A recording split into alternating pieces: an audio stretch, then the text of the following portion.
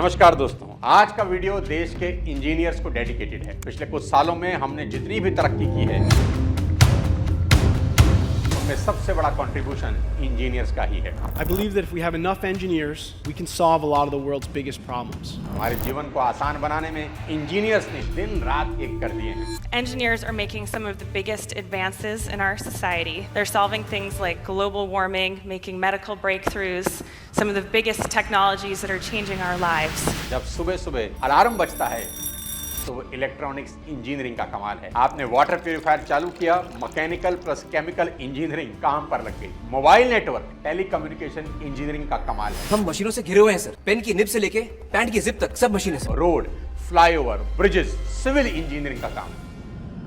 Car चल रही है, ऑटोमोबाइल इंजीनियर। बीमार पड़े, हॉस्पिटल गए, ECG, MRI, CT scan, biomedical engineering का कमाल। और ऊपर अगर आप देखें, इसरो के rockets, GPS, satellite, aerospace engineers ने आसमान की हदें तोड़ी हैं। दोस्तों, हमारे बैठने, उठने, खाने, सोने सब में कहीं ना कोई इंजीनियर साइलेंटली अपना कंट्रीब्यूशन दे रहा होता है। अगर कोई आपसे कहे इंजीनियरिंग से क्या होता है तो सीना ठोक के कहना, जो कुछ होता है वहीं से होता है। 25 दिसंबर 2009 राजकुमार हिरानी 3 इडियट लेकर आते हैं, जो कि एक इंजीनियरिंग कॉलेज के 3 दोस्तों की कहानी है। रेंचो, फरहान और राजू। कॉमेडी और इमोशन से भरी इस फिल्म के कई डायलॉग सुपर हिट हो गए। डॉक्टर वीरू सहस्त्रबुद्धे के वो डायलॉग कि लाइफ इज अ रेस, अगर तेज नहीं भागोगे तो लोग कुचल के आगे निकल जाएंगे। Remember, life is a race, अगर तेज नहीं भागोगे तो कोई तुम्हें कुचल के आगे निकल जाएगा। ये लाइन आज भी हर इंजीनियर की मॉर्निंग अलार्म बन चुकी है। और वायरस बने बोमन ईरानी जब रेंचो से पूछते हैं, ऐसे पढ़ाओगे इंजीनियरिंग? रेंचो कहता है, नहीं सर, मैं आपको इंजीनियरिंग नहीं पढ़ा रहा था, मैं तो ये बता रहा था कि पढ़ाते कैसे हैं। कैसे पढ़ाओगे इंजीनियरिंग?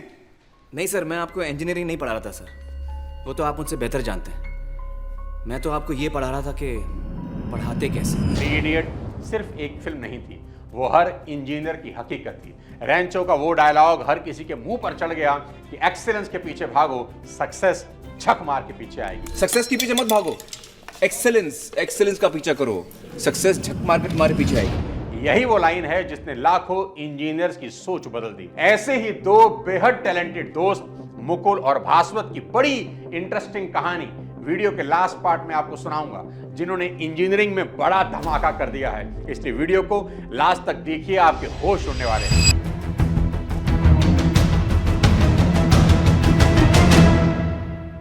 दोस्तों, कभी इंजीनियर बनने का मतलब था समाज में सबसे ऊपर खड़ा होना। जिस घर में बेटा इंजीनियर बन जाए वहां मिठाई बंटती थी, गांव का नाम रोशन होता था और माँ बाप की आंखों में वो प्राउड झलकता था जो शब्दों में बयां नहीं किया जा सकता। बच्चे के पैदा होते ही हर माँ बाप अपने बच्चे को इंजीनियर बनाना चाहते थे। मेरा बेटा इंजीनियर बनेगा। लेकिन समय ने करवट ली और देखते ही देखते जमाना बदल गया। आज वही इंजीनियरिंग मजाक बन चुकी है। धरती पे 75% पानी है और 25% इंजीनियर्स। टाइम्स ऑफ इंडिया 2025 की रिपोर्ट माने तो देश के 83% से ज्यादा इंजीनियरिंग ग्रेजुएट्स को ना नौकरी लग रही है, ना इंटर्नशिप। कहीं आउटडेटेड सिलेबस हैं, कहीं फैकल्टी क्राइसिस हैं, स्किल गैप बढ़ता जा रहा है और सभी इंस्टीट्यूट्स में डिग्री देने की होड़ मची है। क्वालिटी इंजीनियर्स की बात ही नहीं हो रही। और ऐसा क्यों है, उसके लिए थोड़ा सा पीछे आपको जाना होगा। 1947 में जब देश आजाद हुआ तो देश को इंजीनियर्स की सख्त जरूरत थी। पुल बनाने थे,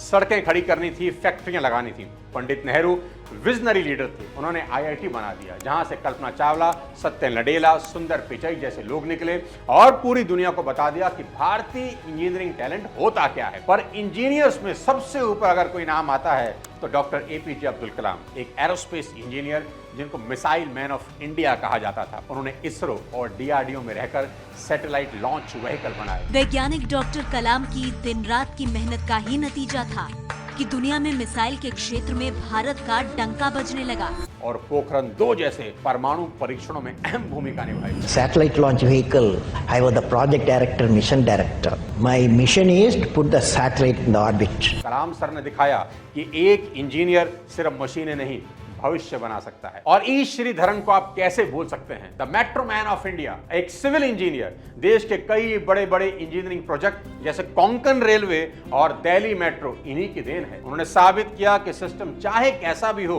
अगर इंजीनियर ठान ले तो नामुमकिन को मुमकिन बनाया जा सकता है। Konkan Railway remained for 7 years, very difficult, long line. We got completed and commissioned. और एक मध्यम वर्गीय परिवार से आने वाले सुंदर पिचई ने पहले क्रोम ब्राउजर बनाया, फिर एंड्रॉयड, फिर पूरे गूगल का स्टीयरिंग व्हील अपने हाथ में ले लिया। आज हर दूसरा फोन एंड्रॉयड है और ये एक इंजीनियर की सोच का ही कमाल है। और भारत की बेटी कल्पना चावला, एक एरोनॉटिकल इंजीनियर और नासा एस्ट्रोनॉट जिसने अंतरिक्ष तक का सफर तय किया, वह न केवल भारत की पहली महिला अंतरिक्ष यात्री बनी, बल्कि एक इंजीनियर के तौर पर उन्होंने स्पेस शटल को ऑपरेट करने में जबरदस्त रोल निभाया। और इस कड़ी में आखिरी नाम है एलन मस्क का, जो फाउंडर हैं टेस्ला और स्पेसएक्स के। फॉर्मल डिग्री से ज्यादा उन्होंने सेल्फ लर्न इंजीनियरिंग से रॉकेट बनाना सीखा। फैल्कन 9, स्टारशिप और टेस्ला आज सिर्फ कंपनियां नहीं, एक इंजीनियरिंग रेवोल्यूशन ही है। दोस्तों, इन सब शानदार लोगों की वजह से ही इंजीनियर्स की क्रेडिबिलिटी पूरी दुनिया में बढ़ने लगी।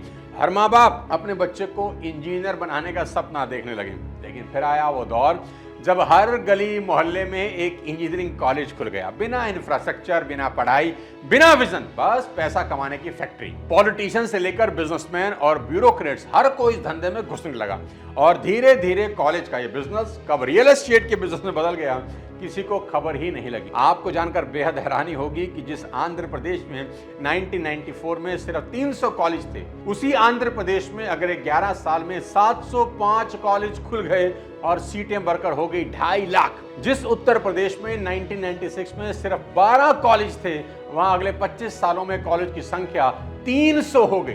AICTE के डेटा के अनुसार भारत में हर साल 15 लाख इंजीनियरिंग ग्रेजुएट निकलते हैं, लेकिन उनमें से सिर्फ 20% को ही ढंग की नौकरी लगती है। बाकी कहां जाते हैं? सुनिए, बाकी 80% स्टूडेंट डिग्री लेकर घर बैठ जाते हैं या फिर BPO, सेल्स या कोई नॉन टेक्निकल जॉब पकड़ लेते हैं। दूसरी तरफ कॉलेज फर्जी प्लेसमेंट भी दिखा रहे हैं। ये भी एक कमाल की कहानी है। बच्चों से लाखों रुपए फीस लेकर ना कोई लैब देते हैं, ना industry exposure. Bihar, UP, Haryana से लेकर साउथ तक कहीं चले जाइए, कई इंजीनियरिंग कॉलेज सिर्फ पेपर डिग्री बांटने की दुकान बन गए। NIRF रैंकिंग का नाम लेकर बच्चों को भरमाते हैं और बाद में क्या बोलते हैं जानते हैं? प्लेसमेंट तो तुम्हारी मेहनत पर ही डिपेंड करती है, हम क्या कर सकते हैं, हमने तो ठीक ठाक पढ़ाया है। आज सबसे बड़ा सवाल यह है कि क्या इंजीनियरिंग में आज भी दम है? तो जवाब है जी बिल्कुल। दुनिया की सबसे बड़ी कंपनियों को देखिए, टेस्ला, स्पेसएक्स, गूगल, एप्पल, सब कुछ इंजीनियरिंग का ही खेल है।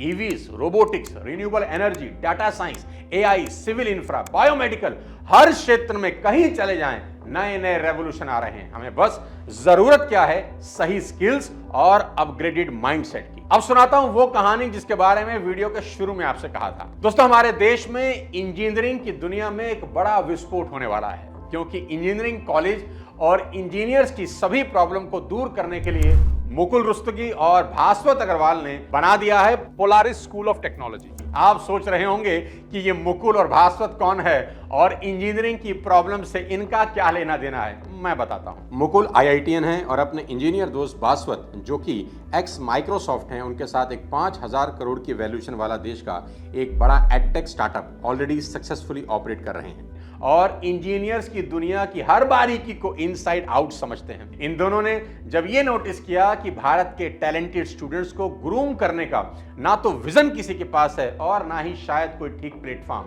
तो इस प्रॉब्लम को सॉल्व करने के लिए दोनों ने एक नए तरीके का टेक कॉलेज शुरू किया। रिमोटेस्ट लोगों पे, जहाँ पे जिनके पास अपॉर्चुनिटीज नहीं होती, जिनके पास बड़े लिमिटेड रिसोर्सेज होते हैं, उनको अगर हम अपलिफ्ट कर पा रहे हैं because of technology, that is the most noble thing that education can do. इन्होंने रियलाइज किया कि आज दुनिया AI, डेटा साइंस, EVs और स्पेस टेक की बात कर रही है, लेकिन हमारे कई कॉलेज अभी भी वो 90s वाला सिलेबस पढ़ा रहे हैं। कोडिंग के नाम पर सिर्फ C और जावा, जबकि जॉब मार्केट पाइथन, ML और क्लाउड मांग रहा है। मेजॉरिटी कॉलेज में अगर आप देखें तो ना तो इंडस्ट्रियल विजिट होते हैं, ना कोई लाइव प्रोजेक्ट, ना ही रियल वर्ल्ड केस स्टडीज। बच्चों को जॉब के लिए तैयार ही नहीं किया जाता, बस एग्जाम के लिए तैयार किया जा रहा है कि एग्जाम कैसे पास हो जाए। बहुत से प्रोफेसर खुद कभी इंडस्ट्री में ही नहीं गए, उनके पास ना कोई नया नॉलेज बचा, ना पैशन। पढ़ाई बेहद बोरिंग बन गई और इंस्पिरेशन नाम की चीज ही गायब हो गई है। हर साल लाखों इंजीनियर निकलते हैं, लेकिन उनमें से 80 80% को मार्केट एम्प्लॉयबल ही नहीं मानता। Reason, soft skill, coding, communication, logic building कुछ नहीं सिखाया जा रहा। आज देश के ज्यादातर प्राइवेट इंजीनियरिंग कॉलेज पॉलिटिशियन और ब्यूरोक्रेट्स चलाते हैं, आप भी जानते हैं। इन्हें इंजीनियरिंग का ढंग से ई भी नहीं पता। वही पोलारिस के पीछे देश दुनिया के बड़े टेक जॉइंट्स खड़े हैं, जैसे क्रेड के फाउंडर कुणाल शाह, स्विगी के को founder Sriharsha Shah, Xiaomi India के former CEO Alvin, Bain and company के ग्लोबल पार्टनर अर्पण सेठ और जीएसवी वेंचर के मैनेजिंग पार्टनर दियोब्रो क्योजो। और तो और लीडरशिप की मिसाल हमारे आपके फेवरेट दादा सौरव गांगुली भी यहीं पर हैं। इतने दिग्गज अगर एक साथ जुट जाएं तो आप एजुकेशन के लेवल का अंदाजा लगा सकते हैं कि कुछ बहुत बड़ा धमाका होने वाला है। दोस्तों, पोलारिस का गोल 4 साल के एआई और मशीन लर्निंग बीटेक कोर्स में सिर्फ हाई पैकेज वाले इंजीनियर तैयार करने का है ही नहीं, बल्कि देश को ऐसे इंजीनियर देना है जो देश की इकोनॉमी के लिए वो काम कर सकें जो कभी गूगल के लिए लैरी पेज, टेस्ला के लिए एलन मास्क और अमेज़न के लिए जेफ बेजोस ने किया था। इसलिए यहां स्टूडेंट की इंटर्नशिप सेकेंड ईयर में ही स्टार्ट हो जाती है। ये अपने स्टूडेंट्स को 4 साल के कोर्स में 5000 घंटे की कोडिंग करवाएंगे, जो कि एक ट्रेंड कोडर की 2 साल की कोडिंग के बराबर होती है। यहाँ पर बच्चा पहले साल से खुद के social media apps, VR game और चैट जीपीटी जैसे टूल्स बना लेता है। और आप जानते हैं कि एक अच्छी एजुकेशन के लिए एक अच्छे कैंपस का होना बहुत जरूरी है। पोलारिस ने देश के सिलिकॉन वैली कहे जाने वाले बेंगलोर में 1,75,000 स्क्वायर फीट का कैंपस बनाया, जिसके आसपास 100 से ज्यादा बड़ी बड़ी टेक कंपनी लोकेटेड हैं। और पोलारिस में दुनिया भर की टेक कंपनी के फाउंडर्स आकर स्टूडेंट की काउंसलिंग करते हैं। कैंपस का माहौल ऐसा है जैसे फेसबुक और गूगल का ऑफिस कैंपस होता है। इनका कैंपस भारत का सबसे बड़ा कॉर्पोरेट कैंपस है, जिसमें वेलनेस और गेमिंग सेंटर जैसी सुविधाएं भी मौजूद हैं, क्योंकि बच्चों को पहले से उस माहौल की आदत हो जिस माहौल में आगे जाकर उनको काम करना है। दोस्तों, यहां मैं आपको यह बता दूं कि किसी भी एजुकेशनल इंस्टीट्यूट की सक्सेस सबसे ज्यादा डिपेंड करती है उनकी फैकल्टी पे, कि वहां पढ़ा कौन रहा है। और यहां हाईली क्वालिफाइड स्किल प्रोफेसर ही हायर हुए हैं। मेटा, एप्पल, अमेज़न, नेटफ्लिक्स और गूगल में काम कर चुके लोग यहां गेस्ट लेक्चर के रूप में आ रहे हैं, जो स्टूडेंट से 1-to-1 मेंटरशिप कर रहे हैं। मेधावी skills university Polaris schools of technology के साथ मिलकर एक 4 साल का इंटीग्रेटेड बीटेक प्रोग्राम चलाता है कंप्यूटर साइंस में। और ये सब करने के पीछे पोलारिस का मकसद अपने स्टूडेंट्स को वो एनवायरनमेंट, वो कॉन्फिडेंस और वो गाइडेंस देना है जिसकी मदद से इनके स्टूडेंट्स सिर्फ करोड़ों के पैकेज का ही नहीं, बल्कि हजारों करोड़ों की कंपनी बनाने का सपना देख सकें। इन्हीं के स्टूडेंट विकास चौधरी का एग्जांपल देता हूं, जिनका स्टार्टअप फ्री में पानी पिलाकर सिर्फ बोतल पर एड प्रिंट करके लाखों का रेवेन्यू जनरेट करता है।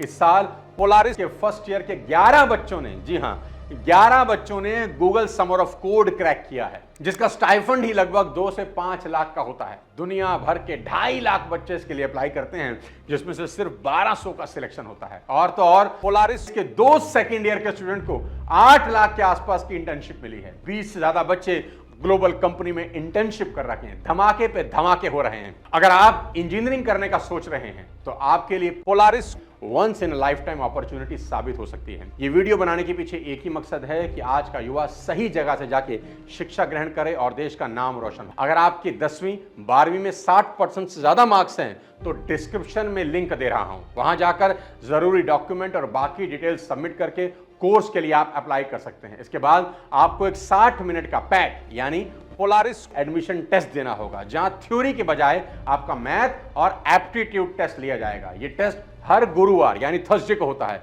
क्योंकि सीट यहां बहुत कम है और जून एंड तक सीट बिल्कुल फुल हो जाएंगी। उसके बाद 1-to-1 इंटरव्यू के लिए बुलाएंगे और वो अगर ठीक रहा तो आप बन गए पोलारिस के विजनरी प्लान का हिस्सा। और अगर आप चाहें तो स्कॉलरशिप के लिए भी अप्लाई कर सकते हैं। टोटल 5 तरह की स्कॉलरशिप अवेलेबल हैं, जिसमें सबसे इंपॉर्टेंट है Saurav Ganguly young leadership scholarship. इसे अप्लाई करने का लिंक भी आपको नीचे डिस्क्रिप्शन में मिल जाएगा। और आखिरी में आपको बता दूं कि इंजीनियरिंग सिर्फ एक डिग्री नहीं, एक माइंडसेट है। स्टीव जॉब इंजीनियर नहीं थे, लेकिन सोचते इंजीनियर जैसे ही थे। एलन मस्क को पेपर डिग्री की जरूरत नहीं पड़ी, लेकिन उनके विजन ने पूरी दुनिया बदल दी। क्योंकि अगर जुनून, जिद और जमीन से जुड़ा माइंड हो तो एक इंजीनियर पूरी दुनिया की शक्ल बदल सकता है। और भारत को इंजीनियर की नहीं, जीनियस इंजीनियर्स की जरूरत है। लेकिन जब तक कॉलेज डिग्री की दुकानें बने रहेंगे तब तक न रैंचो पैदा होगा न कल्पना चावला। अगर आपको यह वीडियो पसंद आया हो तो इसे शेयर करें, किसी इंजीनियर को टैग करो जो खो चुका हो, और कमेंट बॉक्स में लिखें कि मैं अपनी फील्ड का मास्टर बनना चाहता हूं। अगली बार किसी और शानदार वीडियो के साथ जल्द आपसे मुलाकात करता हूं। तब तक अपने स्वास्थ्य का ध्यान रखें। जय हिंद।